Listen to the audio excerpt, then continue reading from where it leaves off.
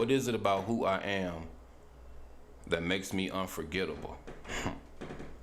What is it about what I've done that makes it so incredible? Uh, More money, more problems. Well, the fame was worse. I reached out for love, and what came back was thirst. I'm gonna live forever. I'm never gonna die.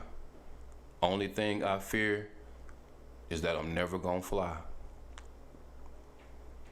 Carry my weight, but I'm never gonna cry. I think a nigga straight, cause I'm never gonna lie. I'm gonna live forever. I'm never gonna die.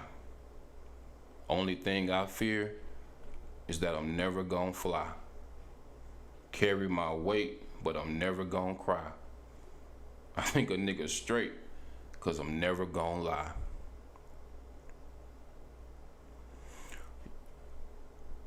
Yo, man, welcome to the James Foreman Graffiti Podcast. You know me, it's your big bro, your host, James Foreman. And we are gathered here today to remember an icon, a legend, the great DMX. Yo, as we all know, well, most of us anyway, probably not you youngins, but my age and up, maybe a little younger, we all remember X. He was a rapper, he was an actor, he was a poet, a man who I believe personally lived his truth. He didn't seem to be fake or phony at all. And yo, I'm gonna keep it real. DMX raised me.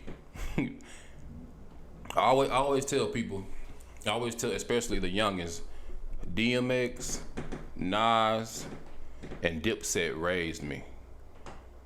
DMX had the spirituality. It was unconventional, but he definitely had a belief in God. Nas, he's the writer.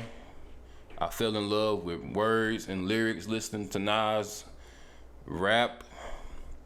Dipset, yo, they taught, I was a young dude in 2000, so they taught us how to dress, how to be fly, how to have confidence, and all them dudes could rap. So I definitely, man, I had a connection with all three of them dudes. So for X to leave, it definitely affected me. I was emotional that whole day. I love DMX. I listened to all his albums. I know his poetry, some of it. And yo, man, he was a troubled dude. The whole with the drug use and the demons that plagued him from things that happened in his childhood, stuff that a lot of us could never control. So, yo, I'm not gonna judge him. I don't care how many times bro went to jail. I don't care about his mistakes. I don't care about any type of money issues or foreclosures. Yo, man, that's DMX, and he needs to be respected and remembered and honored for what he accomplished while he was here with us. Because to be honest, he lived to be 50. 10 years ago, I wouldn't have thought that DMX was going to live that long because of his issues. But I regret that I was never able to go to one of his concerts. He's on the top of my list of people that I want to see perform in person. It's sad to me, man. It really is sad, but it just shows you that somebody can impact you that you never even really met or interacted with. And that just goes to the emotional ties we have to our artists, our performers, even our athletes. When they go, you feel like a part of you was gone because you basically grew up with them. Or in my case, feel like you was raised by these dudes.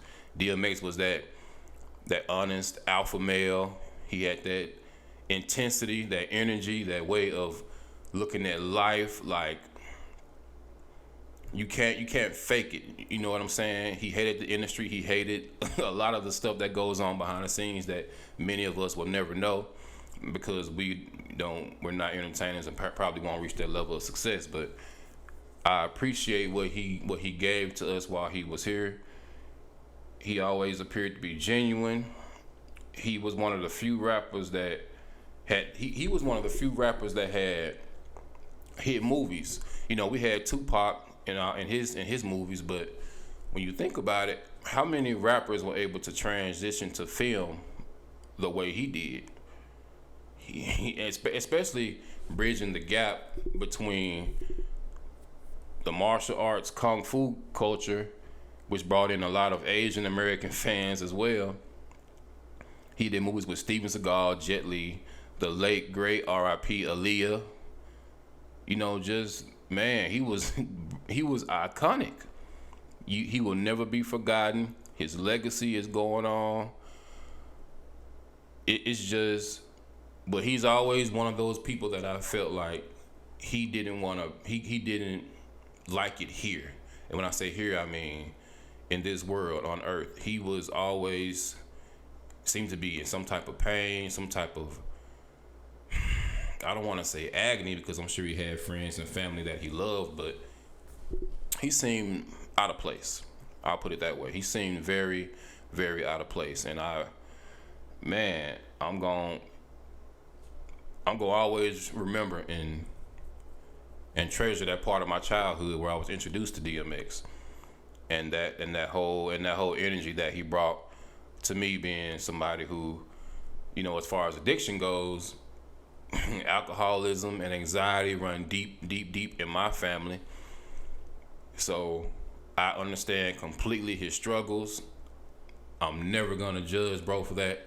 I'm never gonna, you know what I'm saying, be here for any type of disrespect for those of us who struggle with things like that, because in every family let's be honest, every family there's somebody who's addicted to alcoholism or drugs or even, you know, other type of deep stuff that X probably wasn't into, but you know, it's just the fact that we all have our problems. So, man, R.I.P. to X, man. You know, I was glad that we were able to have him. I was glad that I had a chance to experience true creativity. And we should all be glad that he was here with us. But yeah, man, this episode, I'm happy you all chose to tune in, and I was able to give you my thoughts on the passing of the good brother DMX. Yo, my heart goes out to his family, to his friends, to his children. He left behind a legacy. Man, DMX, thank you for your contribution.